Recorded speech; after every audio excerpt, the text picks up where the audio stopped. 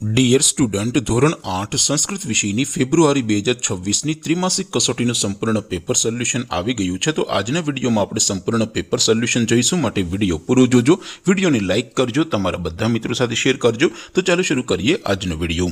દોસ્તો, ધોરણ 8 સંસ્કૃત વિષયની ફેબ્રુઆરી 2026ની ત્રિમાસિક કસોટીનું સંપૂર્ણ પેપર સોલ્યુશન PDF ફોર્મેટમાં ડાઉનલોડ કરવા માટેની લિંક આ વિડીયોના ડિસ્ક્રિપ્શનમાં આપેલી છે।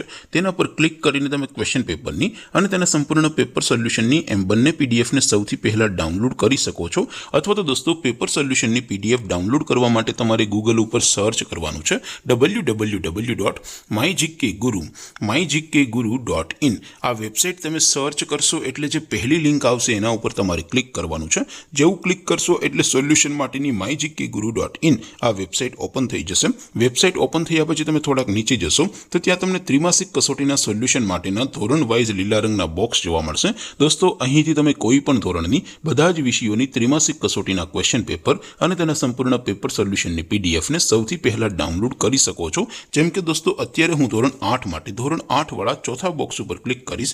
જેવું ક્લિક કરશો એટલે નવું પેજ ઓપન થશે।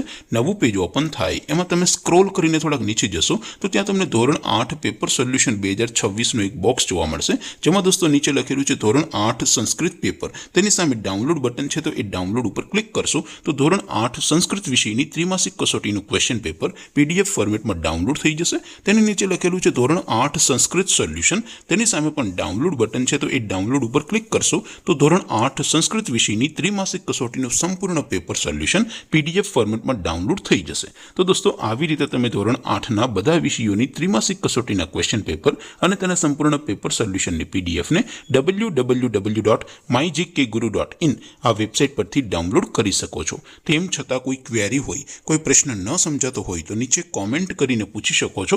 અધરવાઇઝ આપણે નવા વિડીયોમાં મળીશું, ત્યાં સુધી રજા આપો। આવજો દોસ્તો, જય હિન્દ, વંદે માતરમ।